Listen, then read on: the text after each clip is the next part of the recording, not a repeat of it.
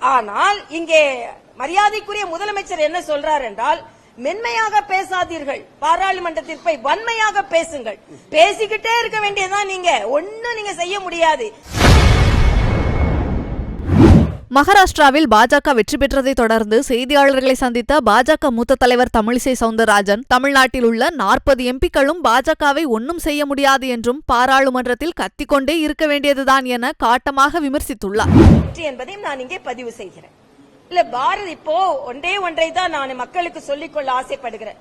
எல்லா மாநிலங்களிலும் பாரதிய ஜனதா கட்சி மீது நம்பிக்கை வைத்து, மரியாதைக்குரிய பாரத பிரதமர் அவர்களின் திட்டங்களின் மீது நம்பிக்கை வைத்து மக்கள் வாக்களிக்கிறார்கள். அந்த நம்பிக்கையை தமிழக மக்களும் பெற வேண்டும் என்பது எங்களது கோரிக்கை. 2026 அந்த நம்பிக்கையை வைத்து எங்களுக்கு நிச்சயமாக வெற்றி கிடைக்கும் என்று நாங்கள் நினைக்கிறோம். ஏனென்றால் இன்று நான் ஏற்கனவே சொன்ன மாதிரி மத்திய மாநில அரசுகள் ஒரே ஆட்சியாக இருந்தால் அந்த மாநிலத்திற்கு எவ்வளவு நல்லது கிடைக்கும் என்பதை மகாராஷ்டிரா நிரூபித்திருக்கிறது. ஆனால் இங்கே மரியாதைக்குரிய முதலமைச்சர் என்ன சொல்றார் என்றால், மென்மையாக பேசாதீர்கள், பாராளுமன்றத்தில் போய் வன்மையாக பேசுங்கள்.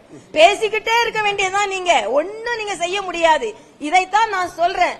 அதாவது இங்க 40 பேர் போய் பேசிக்கிட்டே இருக்க வேண்டியது, கத்திக்கிட்டே இருக்கலாம், நீங்க எதுவும் சாதிக்க முடியாது. இங்கே முதலில் இருந்தே முதலமைச்சர் ஒரு மோதல் போக்கை கொண்டு வர வேண்டும் என்று நினைக்கிறார். அந்த மோதல் போக்கு தமிழகத்திற்கு எந்த விதத்திலும் பலன் தராது. ஆனால் நீங்கள் மோதல் போக்கை கடைபிடித்தால் கூட 187 கோடி நமது தூத்துக்குடி துறைமுகத்திற்கு, 85 கோடி நமது சென்னை துறைமுகத்திற்கு, அதே போல மெட்ரோ ரயில் 2வது பேஸுக்கு அதற்கான முதலீடு, இப்படி மத்திய அரசு உதவி செய்து கொண்டிருக்கிறது என்பதை நான் பதிவு செய்கிறேன். ஆனா முதலுமே நீங்க வன்மையா பேசுங்க, நீங்க இத மாதிரி சண்டை போட்டு கொண்டிருங்க, இப்படி சொல்வதை மக்கள் புரிந்து கொண்டு, அது மட்டும் இல்ல, இன்னைக்கு மருத்துவமனைக்குள்ள கத்தி குத்து, பள்ளிக்குள்ள கத்தி குத்து, வழக்காடு மன்ற வளாகத்துக்குள்ள கத்தி குத்து.